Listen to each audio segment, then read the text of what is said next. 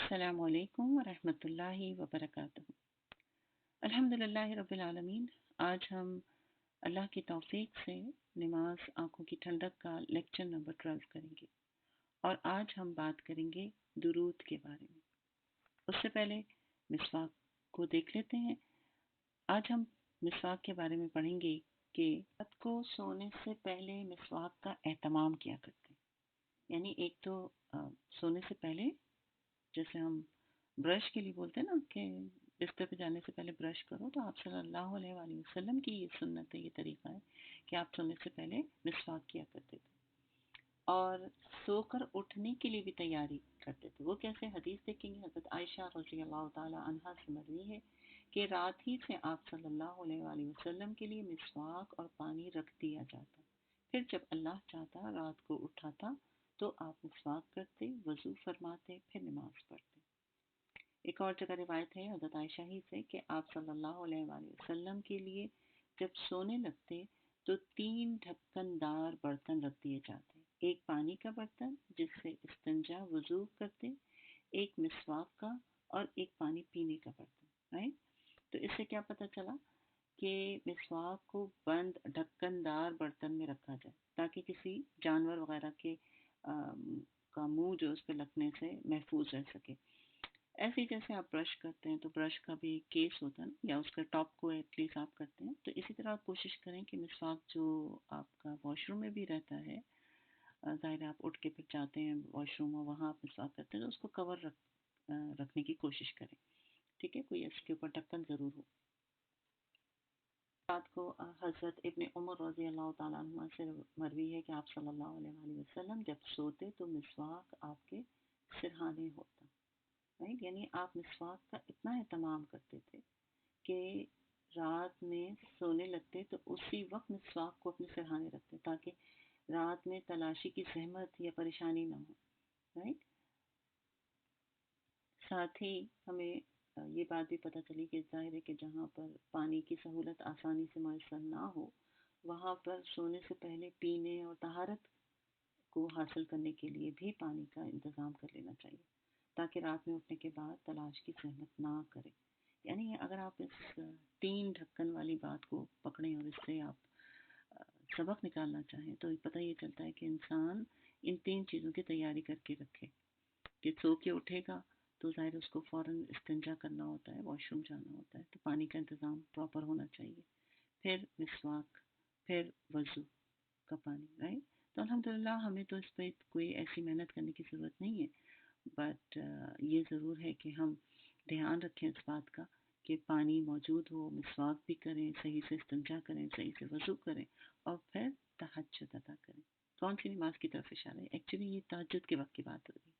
تو الحمدللہ یہ تو آپ پڑھ ہی چکے ہیں کہ ہر نماز سے پہلے وضو میں مسواک جو ہے کرنا چاہیے۔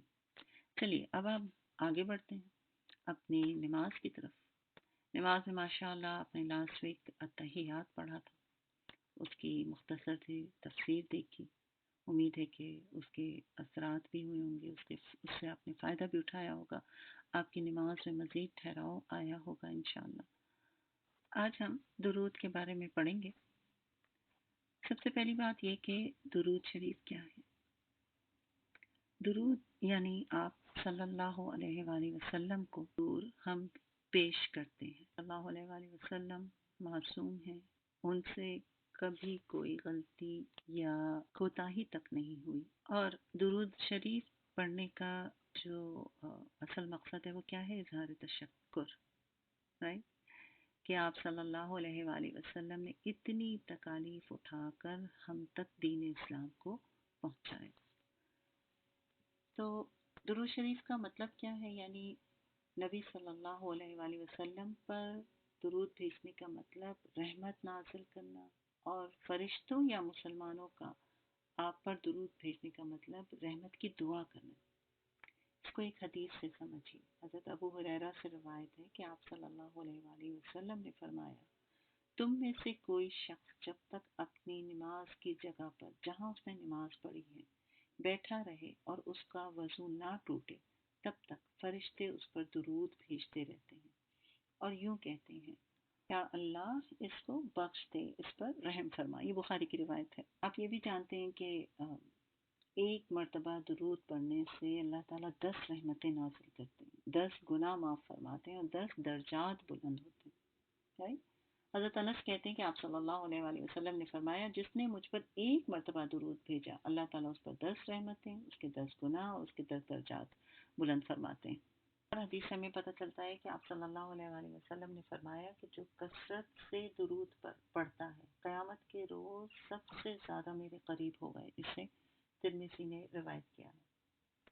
آپ صلی اللہ علیہ وآلہ وسلم نے فرمایا جس نے مجھ پر درود بھیجا یا میرے لیے اللہ سے وسیلہ جنت میں بلند مقام مانگا اس کے لیے میں قیامت کے روز سفارش کروں گا. اور آپ کو پتہ ہے کہ درود جو ہے پڑھنے سے گناہوں کی مغفرت ہوتی ہے، دکھوں، مصیبتوں اور غموں سے نجات حاصل کرنے کا بھی ذریعہ. حضرت اس کو ہم وضاحت سے دیکھیں گے. حضرت ابی بن کعب رضی اللہ تعالیٰ عنہ کہتے ہیں کہ رسول صلی اللہ علیہ وآلہ وسلم سے میں نے عرض کیا اے اللہ کے رسول، میں آپ پر کثرت سے درود بھیجتا ہوں، اپنی دعاؤں میں کتنا وقت درود کے لیے وقف کر دوں؟ آپ صلی اللہ علیہ وآلہ وسلم نے فرمایا جتنا تم چاہو. میں نے عرض کیا کیا ایک چوتھائی حصہ؟ آپ صلی اللہ علیہ وآلہ وسلم نے فرمایا جتنا چاہے، لیکن اگر اس سے زیادہ کر لو تو بہتر ہے، تمہارے لیے اچھا ہے. تو میں نے عرض کیا نصف وقت مقرر کر دوں؟ آپ صلی اللہ علیہ وآلہ وسلم نے فرمایا جتنا تو چاہے، لیکن اگر اس سے زیادہ کرے تو تیرے لیے اچھا ہے. میں نے عرض کیا 2/3 مقرر کر دوں؟ آپ صلی اللہ علیہ وآلہ وسلم نے فرمایا جتنا تو چاہے، لیکن اگر زیادہ کرے تو تیرے لیے ہی بہتر ہے. میں نے عرض کیا میں اپنی ساری دعاؤں کا وقت ورد کے لیے وقف کر دوں؟ اس پر آپ صلی اللہ علیہ وآلہ وسلم نے فرمایا یہ تیرے سارے دکھوں اور غموں کے لیے کافی ہوگا اور تیرے گناہوں کی بخشش کا باعث بنے گا. اسے ترمذی نے روایت کیا. اب آپ دیکھیں پیاری بہنوں کہ ہمیں جب کوئی مشکل یا تکلیف آتی ہے تو ہم لوگوں سے کیا کہہ رہے ہوتے ہیں، ہمیں کوئی وظیفہ بتا دیجیے، ہم وظیفہ پڑھیں اور کہ بس وہ وظیفہ پڑھیں اور ادھر کام ہو جائے. لیکن ہمارے پیارے نبی صلی اللہ علیہ وآلہ وسلم نے بہترین وظیفہ ہمیں بتا دیا. اور وہ کیا ہے؟ کثرت سے درود پڑھنا. رائٹ؟ کوئی دکھ ہو، پریشانی ہو، تکلیف ہو، کہیں کوئی مسئلہ ہو رہا ہو تو فوراً درود پڑھیں. اور ویسے بھی عادت بنائیں ہم لوگ کثرت سے درود پڑھنے کی انشاءاللہ. اسی لیے پہلے میں نے سوچا کہ آپ کو درود کا ترجمہ وغیرہ پڑھاؤں، لیکن پہلے سوچا کہ آپ کو اس کی اہمیت بتاؤں تاکہ جب کسی چیز کی اہمیت کے بارے میں ہمیں پتہ چل جاتا ہے نا تو ہمیں اس کا سیکھنا سمجھنا ہمارے لیے آسان بھی ہوتا ہے اور ہمارے لیے ایک خوشی کا باعث بھی بنتا ہے، تجسس بھی ہوتا ہے، شوق بھی بڑھتا ہے. ٹھیک ہے نا؟ تو انشاءاللہ مزید دیکھتے ہیں کہ حضرت ابو درداء رضی اللہ تعالیٰ عنہ کہتے ہیں کہ آپ صلی اللہ علیہ وآلہ وسلم نے فرمایا جس نے 10 مرتبہ صبح 10 مرتبہ شام کے وقت مجھ پر درود بھیجا اسے روز قیامت میری شفاعت حاصل ہوگی. یہ طبرانی کی روایت ہے. تو اتنا مشکل کام تو نہیں ہے 10 دفعہ درود پڑھنا. اور صبح و شام کے جو اذکار ہیں اس میں اگر آپ دیکھیں تو وہ چھوٹا سا ہی درود ہے. یہ درود ابراہیمی بھی نہیں ہے بلکہ اور ابراہیمی بھی پڑھ لیں تو 10 دفعہ تو زیادہ ہے ہی نہیں. اور وہ چھوٹا درود کیا ہے؟ اللہم صلی وسلم علی نبینا محمد صلی اللہ علیہ وآلہ وسلم. صرف اس کو 10 دفعہ صبح اور شام پڑھیں گے آپ تو انشاءاللہ یہ شفاعت کا سفارش کا باعث بنے گا. حضرت عبداللہ بن مسعود کہتے ہیں کہ میں نماز پڑھ رہا تھا، نبی صلی اللہ علیہ وآلہ وسلم کے ساتھ حضرت ابو بکر صدیق اور حضرت عمر بھی تشریف فرما تھے. میں دعا کے لیے بیٹھا تو پہلے اللہ کی حمد و ثنا کی، پھر نبی صلی اللہ علیہ وآلہ وسلم پر درود بھیجا، پھر اپنے لیے دعا کی. تو نبی صلی اللہ علیہ وآلہ وسلم نے فرمایا اس طرح اللہ سے دعا مانگو ضرور دیے جاؤ گے. دوبارہ فرمایا اللہ سے مانگو ضرور دیے جاؤ گے. یہ ترمذی کی روایت ہے. یعنی اگر ترتیب یہ ہوگی کہ اللہ کی حمد و ثنا اور پھر درود اور پھر اپنی دعائیں تو وہ دعائیں جو ہیں قبول ہوتی ہیں. تو اس بات کا بھی ہمیں دھیان رکھنا چاہیے خاص طور پہ. اسی طرح درود کی اہمیت سے کے لیے ہمیں یہ حدیث ہم پر واضح کرتی ہے کہ حضرت ابو ہریرہ سے روایت ہے کہ آپ صلی اللہ علیہ وآلہ وسلم نے فرمایا رسوا ہوا وہ آدمی جس کے سامنے میرا نام لیا جائے اور وہ درود نہ پڑھے. رسوا ہوا وہ آدمی جس نے رمضان کا پورا مہینہ پایا اور وہ اپنے گناہ نہ بخشوا سکا ہو۔ رسوا ہوا وہ آدمی جس کے سامنے اس کے ماں باپ بڑھاپے کی عمر کو پہنچے اور وہ ان کی خدمت کے لیے جنت میں ان کی خدمت کر کے جنت میں داخل نہ ہوا۔ اسے ترمذی نے روایت کیا۔ تو ایک طرح سے آپ دیکھیں کہ نبی صلی اللہ علیہ وآلہ وسلم نے ایسے شخص کے لیے بد دعا فرمائی جس نے آپ پر درود نہیں پڑھا ہے۔ تو انشاءاللہ جب بھی آپ صلی اللہ علیہ وآلہ وسلم کا نام لیا جائے تو یہ درود جو ہم چھوٹا حصہ پڑھتے ہیں صلی اللہ علیہ وآلہ وسلم، اس کو ضرور بالضرور پڑھا کریں۔ اور اگر آپ کسی گیدرنگ میں ہیں تو ہلکی سی آواز سے پڑھ لیں، تاکہ بعض اوقات ہوتا ہے کہ انسان ہے، ہو سکتا ہے سب پڑھتے ہی ہوں لیکن کبھی دماغ سے نکل بھی جاتی ہے بات، یا کبھی ذہن کہیں اور ہوتا ہے، کچھ سوچوں میں ہوتا ہے، تو ہلکا سا، اتنا اونچا نہیں کہ دوسرے لوگ پریشان ہوں، بعض لوگ جو ہیں بہت اونچا اونچا پڑھنے لگتے ہیں، وہ بھی نہیں صحیح ہے، لیکن اتنا کہ اگر کوئی نہیں پڑھ رہا ہے تو اسے بھی یاد آ جائے گا انشاءاللہ، اور آپ کے لیے صدقہ جاریہ بھی بن جائے گا۔ اور سیم اسی سے ملتی جلتی حدیث آپ نے یقیناً بچپن سے سنی ہوئی ہوگی، کہ حضرت کعب بن عجرہ رضی اللہ تعالیٰ عنہ کہتے ہیں کہ ایک روز صلی اللہ علیہ وآلہ وسلم نے ممبر لانے کا حکم دیا، ہم ممبر لے کر آئے، جب آپ صلی اللہ علیہ وآلہ وسلم پہلی سیڑھی پر چڑھے تو آمین کہا، پھر دوسری پر چڑھے تو آمین کہا، پھر تیسری پر چڑھے تو فرمایا آمین۔ خطبے سے فارغ ہونے کے بعد جب آپ صلی اللہ علیہ وآلہ وسلم ممبر سے نیچے تشریف لائے تو صحابہ اکرام نے عرض کیا، صلی اللہ علیہ وآلہ وسلم سے ہم نے ایسی بات سنی جو اس سے پہلے نہیں سنی تھی۔ آپ صلی اللہ علیہ وآلہ وسلم نے فرمایا، جبریل امین تشریف لائے اور کہا، ہلاکت ہے اس آدمی کے لیے جس نے رمضان کا مہینہ پایا لیکن گناہ نہ بخشوائے۔ میں نے جواب میں آمین کہا۔ پھر جب میں دوسری سیڑھی پر چڑھا تو جبریل علیہ السلام نے کہا، ہلاکت ہو اس آدمی کے لیے جس کے سامنے آپ صلی اللہ علیہ وآلہ وسلم کا نام لیا جائے لیکن وہ آپ صلی اللہ علیہ وآلہ وسلم پر درود نہ بھیجے۔ میں نے جواب میں آمین کہا۔ جب تیسری سیڑھی پر چڑھا تو جبریل امین نے کہا، ہلاکت ہے اس آدمی کے لیے جس نے اپنے ماں باپ یا دونوں میں سے کسی ایک کو بھی بڑھاپے کی عمر میں پایا لیکن ان کی خدمت کر کے جنت حاصل نہ کی۔ میں نے جواب میں کہا آمین۔ اسے حاتم نے روایت کیا۔ تو اب آپ سوچئے کہ دعا کرنے والا کون ہے؟ جبریل امین، اور آمین کرنے والا کون ہے؟ پیارے نبی صلی اللہ علیہ وآلہ وسلم۔ لہٰذا اکارڈنگ ٹو ٹاپک اس بات کا خاص دھیان رکھنا ہے کہ جب بھی آپ صلی اللہ علیہ وآلہ وسلم کا نام آئے درود ضرور پڑھا جائے۔ اور حتیٰ کہ آپ صلی اللہ علیہ وسلم نے اس شخص کو بخیل کہا ہے جو آپ پر درود نہیں بھیجتا ہے۔ آپ صلی اللہ علیہ وآلہ وسلم پر درود نہ بھیجنا قیامت کے دن باعث حسرت ہوگا، یعنی اس دن جب لوگوں کو انسان دیکھے گا نا کہ دوسروں نے درود اتنا پڑھا اور ان کو اتنا اجر مل رہا ہے، تو اس دن پھر وہ حسرت کرے گا کہ کاش میں نے بھی یہ کام کیا ہوتا۔ اور جیسے کہ ہم نماز میں پڑھتے ہیں تو نماز ختم کرنے سے پہلے درود ابراہیم پڑھنا جو ہے وہ کیا ہے؟ مسنون ہے۔ اسی طرح نماز جنازے میں بھی تکبیر کے بعد درود پڑھنا مسنون ہے۔ اذان سننے کے بعد دعا مانگنے سے پہلے درود پڑھنا یہ بھی مسنون ہے۔ تو کرنے کا کام کیا ہے؟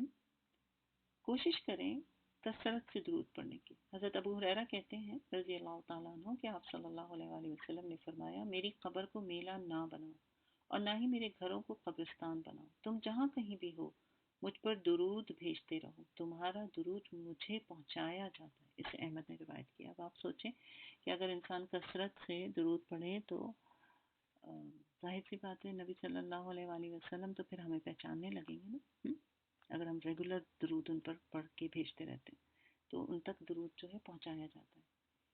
اس کی تصدیق ہمیں ملتی ہے حدیث سے۔ حضرت ابو بکر صدیق رضی اللہ تعالیٰ عنہ کہتے ہیں کہ آپ صلی اللہ علیہ وآلہ وسلم نے فرمایا، مجھ پر کثرت سے درود بھیجا کرو، اللہ تعالیٰ میری قبر پر ایک فرشتہ مقرر فرمائے گا، جب بھی میرا کوئی امتی مجھ پر درود بھیجے گا تو یہ فرشتہ مجھے کہے گا، اے محمد صلی اللہ علیہ وآلہ وسلم، فلاں بن فلاں نے فلاں وقت آپ پر درود بھیجا۔ سبحان اللہ، کتنی خوبصورت بات ہے نا۔ تو ہمیں اس کو عادت بنانی چاہیے انشاءاللہ۔ ایک اور جگہ آپ صلی اللہ علیہ وآلہ وسلم نے فرمایا، جو کہ حضرت عبداللہ بن مسعود سے روایت ہے، کہ اللہ تعالیٰ نے میری امت کے لوگوں کو سلام مجھے پہنچانے کے لیے فرشتے مقرر کر رکھے ہیں جو زمین پر گشت کرتے ہیں۔ اسے نسائی نے روایت کیا ہے۔ اس طرح جمعے کے دن بھی آپ صلی اللہ علیہ وآلہ وسلم پر کثرت سے درود بھیجنا چاہیے۔ صلی اللہ علیہ وآلہ وسلم نے فرمایا، جمعے کے روز مجھ پر کثرت سے درود بھیجا کرو۔ جو آدمی جمعے کے روز مجھ پر درود بھیجتا ہے وہ میرے سامنے پیش کیا جاتا ہے، right؟ تو یعنی جمعے کا دن جو ہوتا ہے وہ اہم دن ہوتا ہے، اور اس دن نبی صلی اللہ علیہ وسلم پر کثرت سے درود ہمیں پڑھنا چاہیے۔ درود پڑھنے کے جو فوائد ہوتے ہیں اس میں سے ایک تو یہ ہے کہ ظاہر ہے دعائیں قبول ہوتی ہیں۔ جب آپ اللہ کی حمد و ثنا کرتے ہیں اور اس کے بعد درود پڑھتے ہیں پھر دعا کرتے ہیں تو دعائیں جو ہیں وہ قبول ہوتی ہیں۔ اس کے علاوہ گناہوں کی مغفرت حاصل کرنے کے لیے بھی درود پڑھنا مسنون ہے، یعنی آپ کثرت سے اگر درود پڑھیں تو گناہوں کی مغفرت ہوتی ہے۔ تکلیف، مصیبت، رنج اور غم کے موقع پر بھی درود پڑھنا مسنون ہے۔ تو جب بھی کبھی کوئی پریشانی یا تکلیف یا کوئی غم یا دکھ آپ کو تنگ کر رہا ہو تو کثرت سے درود پڑھنا شروع کر دیا کریں۔ میرا کچھ ضعیف اور موضوع احادیث بھی درود کے بارے میں مشہور ہیں جو کہ صحیح نہیں ہیں، جس کے بارے میں جیسے کہ ایک دو چیز میں آپ کے سامنے شیئر کروں گی، جس میں سے ایک ہے کہ جس نے مجھ پر ایک مرتبہ درود بھیجا اس کا کوئی بھی گناہ باقی نہیں رہے گا، یہ غلط ہے۔ اسی طرح جس نے حالت اسلام میں حج کیا اور میری قبر کی زیارت کی اور جہاد کیا پھر مجھ پر بیت المقدس میں درود بھیجا، اللہ اس سے فرائض کے بارے میں سوال نہیں کرے گا۔ یہ بھی حدیث جو ہے موضوع ہے اور یعنی من گھڑت ہے یا اس میں ویکنس ہے ان حدیث کو۔ تو اسی طرح ایک اور بھی ہے کہ نبی صلی اللہ علیہ وآلہ وسلم پر درود بھیجنا غلام آزاد کرانے سے افضل ہے، یہ حدیث بھی گھڑی ہوئی ہے۔ موضوع کا مطلب ہوتا ہے گھڑی ہوئی ہونا، ٹھیک ہے۔ اور ایک اور ہے کہ جس نے نبی صلی اللہ علیہ وآلہ وسلم پر درود بھیجے بغیر وضو کیا اس کا وضو نہیں ہوا، تو یہ بھی غلط ہے۔ ایک اور ہے جس میں آتا ہے کہ تمام اعمال میں سے بعض اللہ کے یہاں مقبول ہوتے ہیں، بعض غیر مقبول، لیکن مجھ پر پڑھا گیا درود ہمیشہ اللہ کے یہاں مقبول ہوتا ہے، کبھی بھی رد نہیں ہوتا۔ یہ حدیث بھی ضعیف ہے۔ اب ہمیں درود پڑھ کے یہ بات سمجھ میں آئی، یعنی درود کے فضائل کیا ہیں، تھوڑے بہت ہم نے یہ بھی جانا کہ کچھ ضعیف احادیث بھی ہوتی ہیں اور ہمیں کس کس موقع پر کب کب پڑھنا چاہیے اور اس کے کیا فوائد ہیں، کیا فضیلت ہے۔ اب انشاءاللہ ہم آتے ہیں درود ابراہیم کی طرف جو کہ آپ نماز میں پڑھتے ہیں۔ اللہم صلی علی محمد وعلی آل محمد، اے اللہ رحمتیں نازل فرما محمد صلی اللہ علیہ وآلہ وسلم اور محمد صلی اللہ علیہ وآلہ وسلم کی آل پر۔ کما صلیت علی ابراہیم، جیسے کہ تو نے رحمت نازل کی ابراہیم علیہ السلام پر، وعلی آل ابراہیم اور ابراہیم علیہ السلام کی آل پر، انک حمید مجید، بے شک تو تعریف والا بزرگی والا ہے۔ اللہم بارک علی محمد وعلی آل محمد، اے اللہ برکتیں نازل فرما محمد صلی اللہ علیہ وآلہ وسلم اور محمد صلی اللہ علیہ وآلہ وسلم کی آل پر، کما بارکت علی ابراہیم، جیسے کہ تو نے برکت نازل کی ابراہیم علیہ السلام پر، وعلی آل ابراہیم اور ابراہیم علیہ السلام کی آل پر، انک حمید مجید، بے شک تو تعریف والا بزرگی والا ہے۔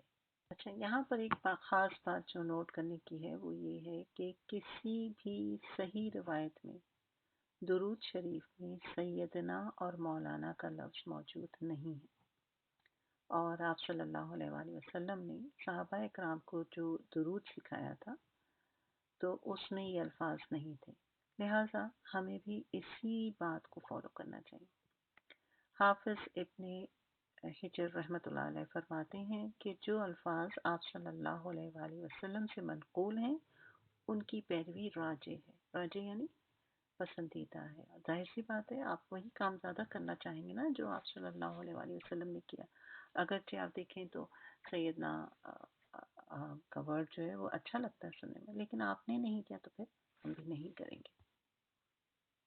انشاءاللہ اب آپ نے کرنا کیا ہے، کثرت سے درود پڑھنے کی عادت ڈالنی، اور آپ کے پاس سسٹر تنزیلہ کی درود کی پوری ریکارڈنگ موجود ہے، انشاءاللہ میں یہاں پر بھی اس کے ساتھ شیئر کر دیتی ہوں تاکہ ہم درود بھی پڑھ لیں سب لوگ مل کے، اور آپ اس کو کثرت سے سنیں. جب آپ اس کو کثرت سے سنیں گی تو آپ کی تجوید بھی اچھی ہوگی، اور درود پڑھنے کے جو فوائد اور فضیلت اور برکتیں ہوں گی وہ بھی آپ کی زندگی میں شامل ہوں گی انشاءاللہ. اب ہم آتے ہیں اپنے ٹپس کی طرف. تھوڑا تیزی سے ایک ریکیپ کرتے ہیں کہ ابھی تک ہم نے کیا کیا چیزیں جو ہیں پڑھ لی ہیں اور کس کس پہ ہم عمل کر رہے ہیں. سب سے پہلا آپ کا کیا ٹارگٹ تھا کہ اللہ اکبر کہتے ہوئے اللہ کی کبریائی پر نظر رکھنا ہے. نماز کے لیے جلدی جانا ہے، کم از کم ایک نماز جو ہے وہ آپ کی ہونی چاہیے. اب میں امید کرتی ہوں کہ شاید آپ 2 پر آ جائیں، لیکن ایک کو تو ایٹ لیسٹ قائم رکھیں، ٹھیک ہے نا انشاءاللہ. وضو کے بعد کی دعا، اسی طرح ثنا اور سورہ فاتحہ، اس کا ترجمہ، قیام کا لمبا کرنا، رکوع، قوم اور سجدے کی دعائیں. اور آج آپ نے پھر آپ نے اتحیات بھی پڑھا، اور آج آپ نے درود کا ترجمہ بھی پڑھ لیا اور اس کے فضیلت بھی پڑھی، تو انشاءاللہ یہ بھی آپ کو مدد کرے گا. اور ہاں ایک پوائنٹ اور یہ بھی تھا کہ تھوڑا سا اونچی آواز میں پڑھیں، اتنا کہ آپ کا کان سن سکے، اتنا زور سے نہیں کہ گھر والے سب سنیں.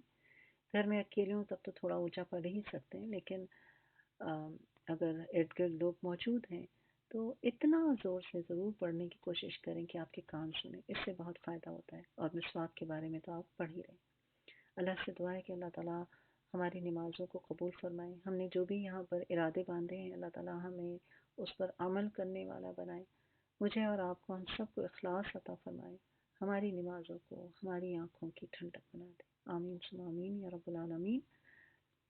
سبحانک اللہم و بحمدک، اشہد ان لا الہ الا انت، استغفرک و اتوب الیک. السلام علیکم و رحمۃ اللہ وبرکاتہ.